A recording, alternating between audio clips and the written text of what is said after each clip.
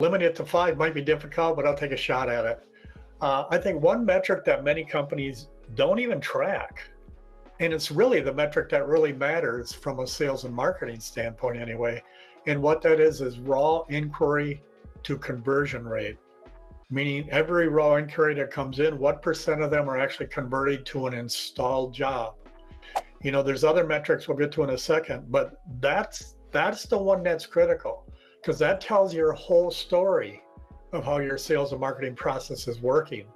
Because it's one thing to get an inquiry, it's another thing to take that through the whole funnel process and get it down to that installed sale. So that's a huge one.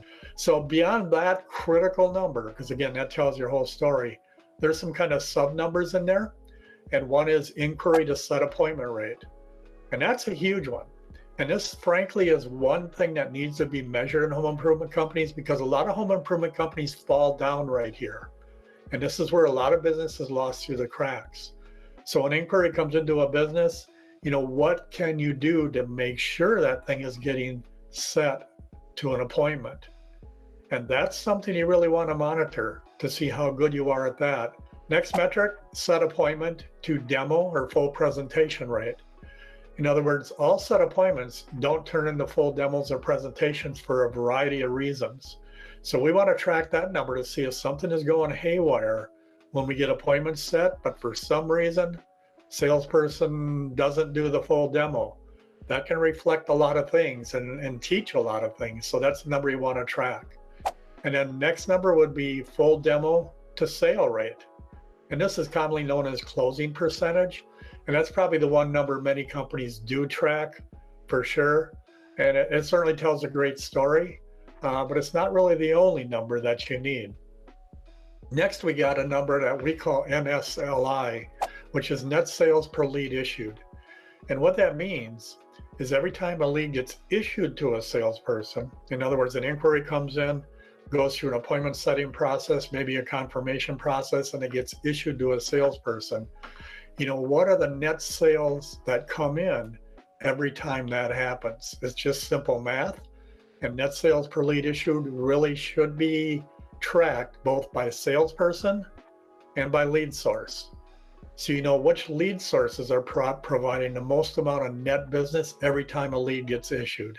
And by the way, right now, the latest data that we have is the cost of an issued lead in our industry right now is $467. And that number is going up. And some of you might say, $467, I don't spend that much to generate a lead. Now, I really didn't say it's the cost per an inquiry that comes in, it's the cost per lead issued. Meaning an inquiry comes in, goes through that appointment setting process, goes through that confirmation process, and then gets issued to a salesperson. There's a bunch of costs that you have in your business to make that happen. And oftentimes we don't track all those costs, but the companies that do have figured out on average, it's about $467 each time that happens. And then finally, we think that marketing costs per sale should be tracked. And marketing cost per lead is an important number, but again, it doesn't tell you the whole story. See, it really doesn't matter, how much you're spending to generate a lead if none of them are converting to sales. So the number you want to know is, what are your marketing costs per sale? And you want to analyze that based on different lead sources you do, so you can figure out which ones are good, which ones are bad, which ones you should continue, which ones you should stop. So those are a few. I could go on, but those are just a few of the metrics that are so important. And let me mention one more. A metric oftentimes is not even thought of in our business, and that's your profit, your profit percentage.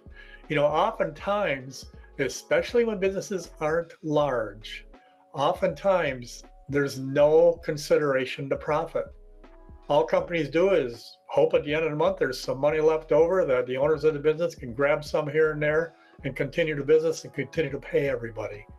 You can't look at it that way. You got to begin with the end in mind in your business in all aspects. And that starts by knowing what you want profitability-wise out of your business.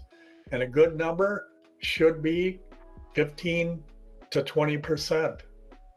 Some of you might go, wow, that's plenty. Well, it is. But if you can get your efficiencies down, you truly can have that kind of profit percentage after all costs are taken care of.